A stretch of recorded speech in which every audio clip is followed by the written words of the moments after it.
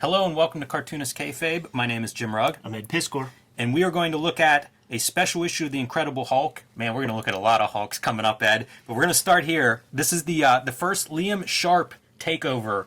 Was the regular artist on Incredible Hulk for, 6 or 8 issues. Not a long run, but a pretty memorable one and a badass one.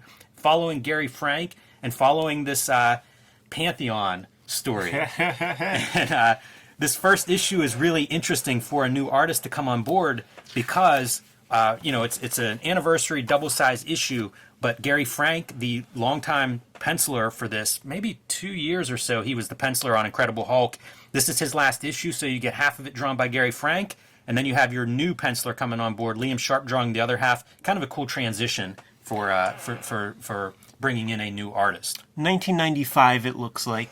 My first couple of issues of Wizard magazine in the late 30s, 37, 38, 39, introduces the fact that Liam Sharp is going to be coming over to do Incredible Hulk. And at this point, I'm young enough that, and sort of new enough to comics and things, that I'm giving everything a shot every couple of years or something. Like I will just grab a random Hulk if it speaks to me, if it looks like the only thing that's good when I go to the grocery store with mom or whatever.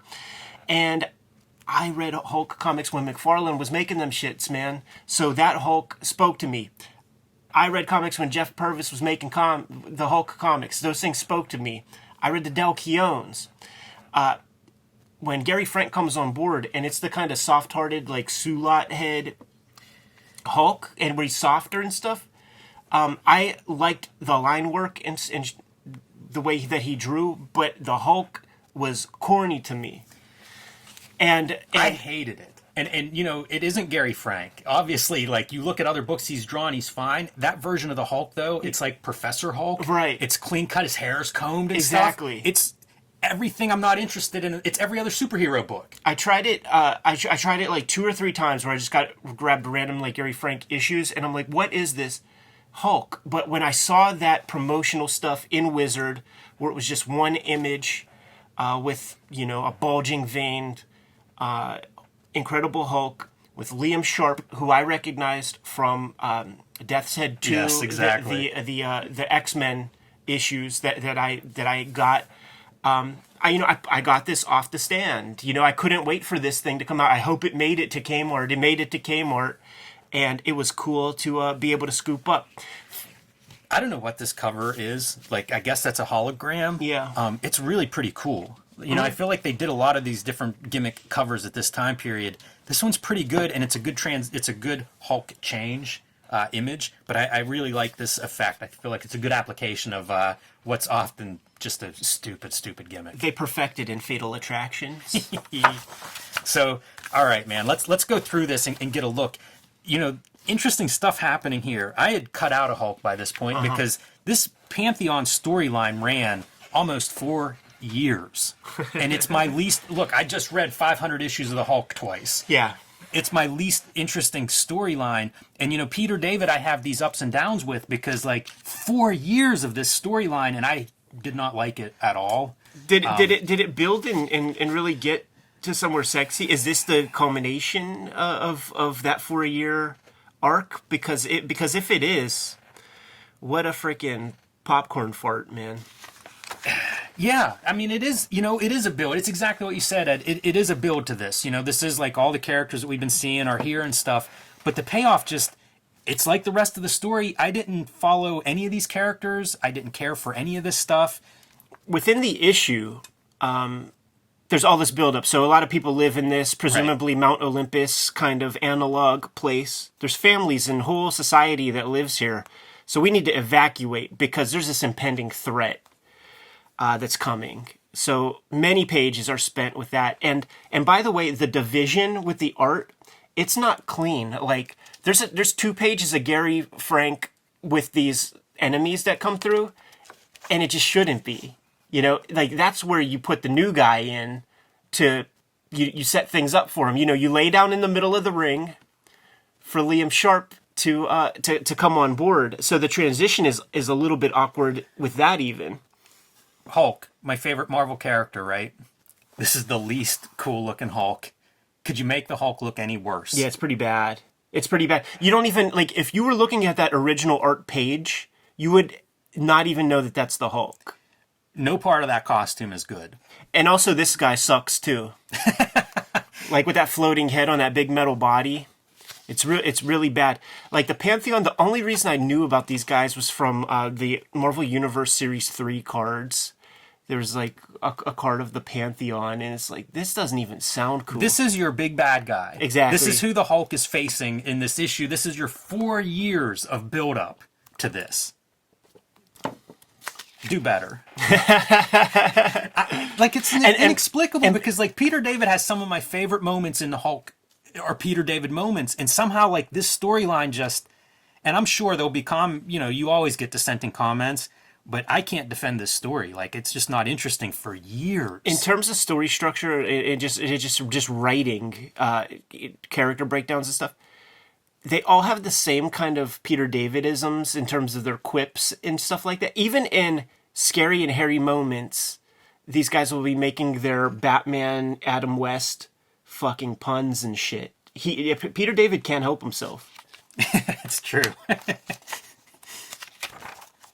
Wonder how long he had been writing Hulk at this point. When's he come on? Like 340, something like that? 330 maybe? So Yeah, he's been on here almost 100 issues. Yeah. That's quite a run. And see, like, it was fun. I'll be honest. It was fun reading this cold. Like, not reading, like, a million issues ahead of time and just launching in, judging this comic on its own by its merits, the way that I used to do as a shorty and all that stuff. And, you're setting up all this. He does a reasonably good job. Like, even, on page 1, like, setting up the stakes immediately. Yeah. So that's a cool thing. You launch into things, but then there's like these little strokes where, what is this? Like, Hulk can just kind of astral project to Doc Samson. You know what's nice, though, with the Gary Frank art? He still has a relatively thick middle on Hulk. I hate whenever Hulk's waist it's like tapered until he's just, basically he's Savage Dragon or any of these guys, and I like Savage Dragon, but Hulk was always wide, Again, like, one of the things that made him different than all the superheroes is he really looked different. And as they, like, merge personalities, they get that tapered look. And Del Keown, I think, is the first guy to really bring that in. And then it just gets more and more exaggerated as his waist gets smaller and smaller. It takes away all the power. It's like old wrestlers. You know how they're built with like, barrel in the middle? That's what Hulk had for most of his history. And I like that part, like, as he gets more refined, it disappoints me. Look at the early digital coloring on this stuff, how plastic that skin looks. Oh, yeah, it looks awful, man. He really looks like a surfer that just came in for the day. I think this is a really nice panel. Pretty good face and perspective on him. And this driver's all scarred up face. Achilles is this character, but just not a lot of personality in any of these guys. I know, just like all like the same boring kind of costume and stuff. Now, Gary Frank, like Hulk wasn't the book for him, but even though he was on it for years, when he leaves this to go to Supergirl, I think with Peter David, like, I followed him. I went with him. I thought it was. He's a good cartoonist. Stuff. I'm not sure there's any cartoonist that would have made me like this version of the Hulk. No, yeah, of course, but like, that's another thing, by the way. Like, when the writer gets like so ingrained with the series, it becomes masturbatory. It's not the way like the great writers like Alan Moore and people who really try to play to the strengths of their artists. Peter David has a mission, and he's going to do his mission no matter who is a part of it. That's why the introduction of Liam Sharp is kind of nothing, because the visual of it looks like some alternate dimension. Like, I'll explain when we get there. So the storyline is this guy he's been cornered. Basically, they put him on trial as, I don't even know what the stakes were for the trial, but his reaction is to call out these like knights, these unstoppable knights that are, once he starts them in motion, nothing can stop them except his death. And he challenges Hulk, like, you could kill me, that would save the day. But of course, Hulk can't do that. So these knights are coming, and that's what's happening. All the people are being evacuated, although it doesn't look that intense, this evacuation. It's very orderly as they're walking away from possible death. They have some time, man. The double lighting with the purple is really effective on that green skin. Yeah, and in the close-up here, I think that looks really good. They should have double lit the nose there. It looks like he drew it to be double lit. Yeah. This is where he's taunting him about wouldn't want to lose control. Because I think what happens, and you correct me because you're the one that read this stuff, as we move on through this issue, like if he does lose control, like say he's very civilized and all that, so he's like reverse Hulk. This is a Bizarro World Hulk. If he loses control, he turns to Bruce Banner. That's right. Yeah. That's right. It's a. You can understand how a writer would get here, because you're trying to look at this at this point 30-year-old character in new light and whatever, and how do you invert what were our expectations. Not my favorite storyline in Hulk. And here's the other thing, like point against Peter David. When you have him transition and go back to Bruce Banner, you can't give us a couple of gnarly Liam Sharp pages with the Hulk and have Liam Sharp be the guy to turn him to Bruce Banner. Yeah. Don't give me that. That is too much of a tease. We interrupt this program to pay some bills. Ed and I are both Eisner Award-winning cartoonists, and here are some of our latest comics. Ed Piskor's Red Room, the Antisocial Network, out now, available wherever you buy books, comic shops, bookstores, online, directly from the publisher, whatever works for you. If you're into graphic violence and depravity, this is the book for you. The best outlaw horror comic being published today and available wherever comics are bought and sold. And the new series of Red Room Trigger Warnings. Going to be a big 2022 for us, Ed. Red Room Trigger Warnings starting in February 2022. You see the main cover here. There are also variants, including my Robert Crumb homage for Trigger Warnings #1, Peach Momoko, and the retailer incentive variant by Ed Piskor. These will be out in February, and due to some ransomware issues with the distributor, these may be the most rare Red Room comics ever published. So pick these up whenever you see them, and February, right around the corner. These will be in your local comic shop before you know it, so grab those at the first chance that you have. My next big project, Hulk Grand Design Monster, will be out in comic book shops March 2022. And I have some marching orders for the Cartoonist Kayfabe faithful out there. I want this to be the most pre-ordered, subscription-held comics that your local comic shop has ever seen or dealt with. So get in your comic shop owner's face with your phone, show them this cover, tell them you want this book on your pull list in your subscription box, and basically make them sick of hearing about Hulk Grand Design. 40 years of Incredible Hulk comics put down in 2 issues, Hulk Grand Design Monster and Hulk Grand Design Madness, coming in April 2022. This tells about 10,000 pages of comics in a concise, super dense, and hopefully well-designed 80 pages. And you will want to pick this book up. It's perfect for the new readers. It's perfect for the longtime fans. It's perfect for the fans of Cartoonist Kayfabe. So tell your local comic shop about this, and tell it to them 3 or 4 times. Sometimes you need to hear it more than once to make it stick. But hey, Marvel didn't back me up with retailer incentive comics, and to me, that is a slap in the Cartoonist Kayfabe community's face that they don't believe this is one of their top-selling books. Let's change their mind. Let's prove them wrong. Let's show them what Cartoonist Kayfabe is all about. And we've got some great variant covers available, starting with Ed Piskor's variant for Monster here, a throwback to Wolverine, first appearance of Wolverine costume-wise, but the classic, iconic McFarlane cover there. That's a brilliant idea, man, and I love those greens. Peach Momoko turning into a Cartoonist Kayfabe darling here with between Red Room and Hulk, man. That's a lot of Peach Momoko variants, and the great Marcos Martin doing the Hulk transformation cover variant. Pretty awesome. I'm a little bit jealous that he nailed this on a cover. Looks cool to me, man. You said it off the bat, man. Not retail incentive variants. So that means that Kayfabers, you could get every flavor that you want. It's all within your range, man. So get your hands on the complete set. And once again, man, tell your local comic shop owner, Hulk Grand Design, pre-order them for you and order them big. And now back to our regular scheduled programming. One of the subplots of this issue is Hulk sends Betty away. That's what Achilles has taken her. Take her to Doc Samson, and Doc Samson will watch. That's what the hologram Hulk was instructing Doc Samson to do earlier. And as soon as they get there, Doc Samson pulls out Achilles and wants to know what's going on. Betty takes that as her opportunity to hijack this Knight Rider-esque car. Doc Samson's a himbo, man. Doc Samson messes up almost everything he does. Because his goal wasn't to set Betty free, it was just he can't help himself. And just once again, I hate this character so much. And it looks even weirder when Liam Sharp starts to draw him. I wonder if this guy is supposed to be... Well, I think he shows up before maybe right around the beginning of Image. It feels like this is an Image cutting a promo on Image in some way. Yeah. So here's our pending doom. This is the super evil force that we've got to evacuate and the Hulk is scared of. Not very intimidating looking. Not at all. And this is the page that Liam Sharp should have started drawing. And you don't introduce that thing. Like I get it, man. You don't got all the real estate in the world, but you got to account for that in your narrative.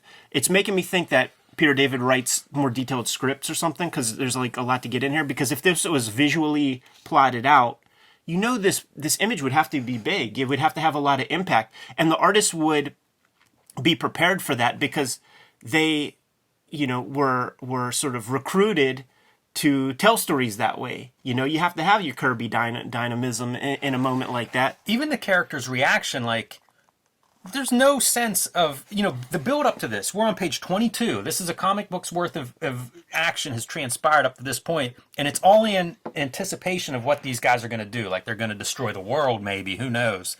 And this is your character reaction when they show up. This is also your reader reaction, by the way, because this is underwhelming. Yeah, pretty weak. I mean, in some ways, it's not even one issue's of build-up here in 22 pages. This is 4 years of build-up. Yeah. Looks a little bit better here, but it still is not some killer page. Like, those guys do not feel like bad guys worthy of... and look, you know, like, they're even setting it up as promo. They're like, pushing it. They're getting behind this. They're pushing it, man. So, exit Gary Frank... running right towards the camera. You know, we got to put an ad here because we're getting a 2-page spread, and things are going to change. Hulk is gigantic as he's running towards this world threat that's, you know, the bottom quarter of a page. Yeah, with like a couple little hypodermic swords. Like, not even a cool weapon. And here we go. And just look at that severe red. It just... And then you get to really see these guys. It feels like they just... You know, the end of Evil Dead 2 when he goes to Army of Darkness land, like, they just teleported to another place, man. Like, this is not the same universe. This is a completely different place. So, like, that's what I'm saying, man. Like, Peter David, he's got this coming. If I knew Liam Sharp is coming, Peter David must know.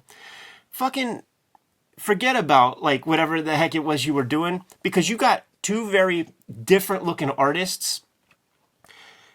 In 2 seconds, creatively, I could come up with 10 different ideas to like match up and use both styles to great effect for a comic. But Yeah, Peter it's David such a just has his transition. jerk off. This is, you know, like almost going back to Savage Hulk, but there's no moment of like, you know, have him get beat up, Yeah, or it's do something to make it be like, okay, this is the meaner version. You know, like Hulk has to dig deeper to come out of this. It's nothing. Visually, it looks like he has done that, but there's no story there. No, It's nothing. just like, Yeah. It's just let me pop some veins, turn the page. And once again, that guy sucks so much. Nobody can draw him good. But then Liam Sharp bringing this kind of like occultist imagery and stuff. I always marvel at Liam Sharp's amount of line work, amount of detail, design, whatever, all these elements. Like, man, that guy, I don't know how he's ever done a monthly book, Yeah. and yet it seems like he's got a track record of doing monthly books on time for 30 years. I don't know how you do this in a month. Hungry. And now Betty Banner is back, you know, wife of the Hulk, daughter of Thunderbolt Ross. Let me get involved in this world-threatening Knights of Dread or whatever they're called. You know, you do the monthly book because you spend all your time on the characters and you just don't draw anything there.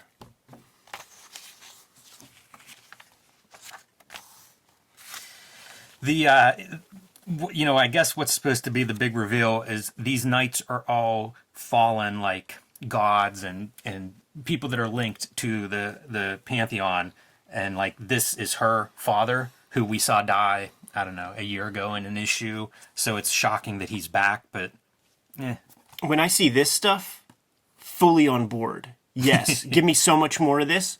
When I see this neck gimmick, not so much. yeah, man, we've seen a bunch of cartoonists that struggle with the neck. Sometimes these kind of distorted figures, they're not meant to be seen in 3D. Yeah, I don't know how you solve that. I guess he just needs a bigger head. Yeah, maybe. But that's approaching Loch Ness Monster.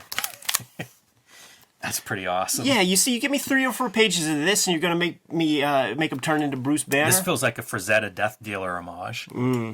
Right? Pretty badass in the background. Yeah, so you bring in the British fella to draw the knights and stuff.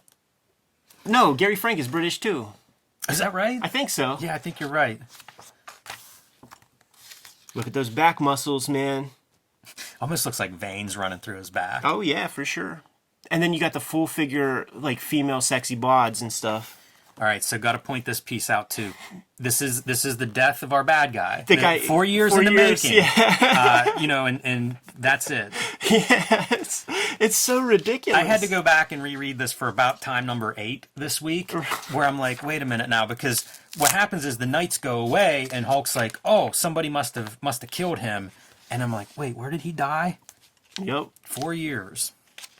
Yeah, it's not the death of Kid 4 Miracle years, and Man. it's a double-size issue. Yeah. You could have given that death 2 pages, maybe, instead of a quarter of a page. And in the process... See, this stuff, it looks like an extra dimension. Like, it doesn't look like Earth. Like, there's floating rocks, like the crazy shadow from his fingers on his chest. Like, there's things... It's just, like, all over the place, but I was on board, man. Also, if you have a dude with an eye patch, and you're going to crop half his face off, you don't crop the eye patch. Right. The eye patch is the only thing that character has going for him. Well, that mullet's pretty good, but still, it is the eye patch. And Betty comes back just in time to get a ricocheting bullet, and that is what sets our Hulk off into this. That's your transition. Man, he looks so good there. I know. It's That's like so badass. Yeah, it's like, yeah, kid, you want more of this? Nah, you don't get any more of this. And the transition back, like it's a little wonky. One of the biggest things I found in reading all these Hulk issues is how much he changes, and almost it's rarely is it addressed. Like, it'll be like, oh, he's got this new gimmick that goes on now where he turns into Bruce Banner when he gets mad. How do we resolve that? And it's always like these like almost off-screen kind of resolutions, like between issues or something, this stuff will fix itself. This one doesn't, but I mean, it's kind of anticlimactic whenever it does resolve, and the Hulk is full of this. He's smart for a while, and then almost inexplicably, he's not smart anymore. Well, that's where Hulk Madness and Hulk Monster come in. That's exactly right. Jimmy, you got to make all the sense of all that stuff. His exposure to gamma radiation is much greater than just that one opening bomb. Peter David wrote you a first draft. He wrote you a what do you call it, a Bible to That's right. Yep. to make the Ultimate Hulk comic. And he's laid low here. Our Bruce Banner. He's not going to do anything against these godlike supporting characters, but this guy will. And even this has to happen off screen, right? Like, he's going to impale this dude on his sword, but we never actually see that happen. Comics Code Authority, very very important. Yeah, I guess so. We see the aftermath of him going off to that other dimension, and we see angry Bruce Banner, who's sort of in Hulk mode, but like a human, caring for his wife. Already it doesn't. It's falling apart. And then it's just done. Yeah, that part's done. This is the next issue, which is a pretty fun cover.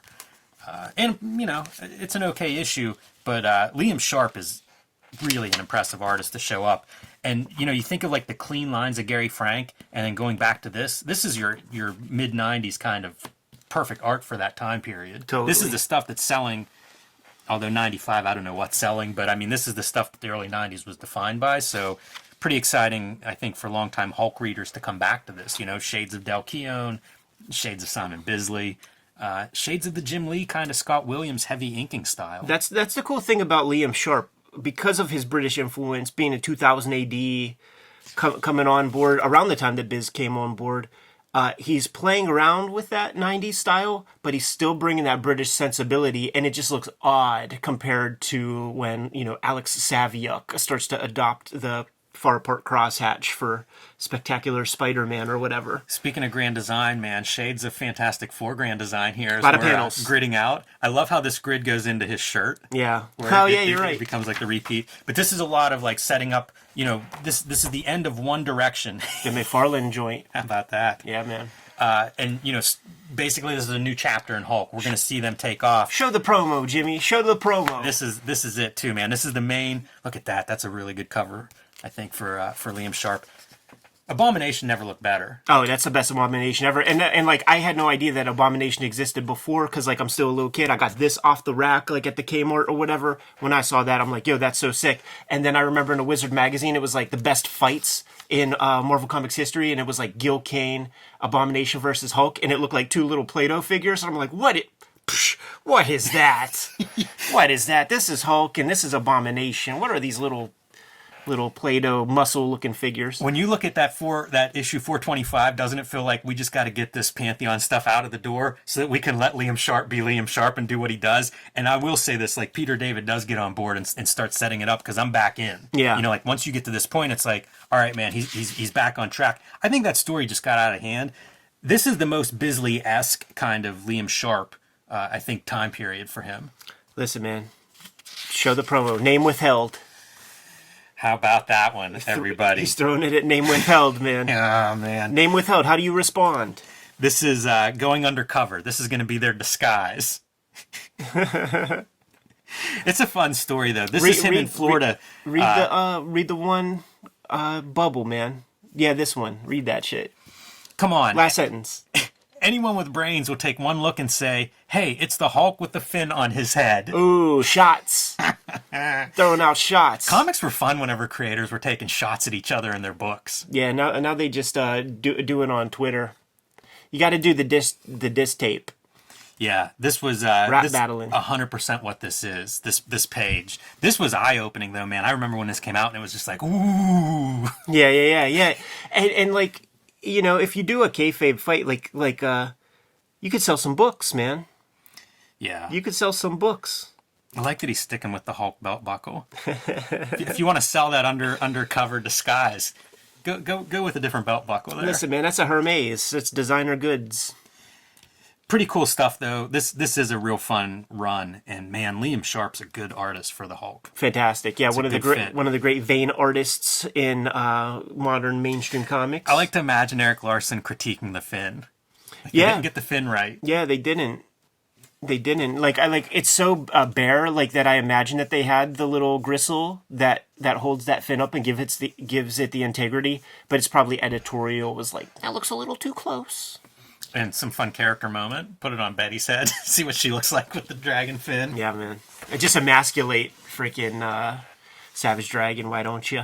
So there's the Liam Sharp coming on board for his run with Incredible Hulk, and quite a good one, man. A really good Abomination. Fantastic, man. I don't think it's going to be the last Hulk we look at on the Kayfabe channel. Kayfabers, like, follow, subscribe to the YouTube channel. Hit the bell. We'll notify you when new vids are available. What's out there, Jimmy? Join me on patreon.com/JimRugg, where you can see I'm going to be diving into Incredible Hulk process, man. Still a lot of Hulk Grand Design to do yet. Working on some posters, some promos, some goodies, some behind-the-scenes stuff. So you can keep up with all of that on my Patreon. But, man, the marching orders are show your local comic shop owner Hulk Grand Design. Pull it up on your phone. Pull it up in previews. Tell them to pre-order it. Subscribe to it. I want this to be the most requested pre-ordered comic book those local comic shops have ever seen, to the point of they get annoyed. Let's show Marvel what Cartoonist Kayfabe is all about.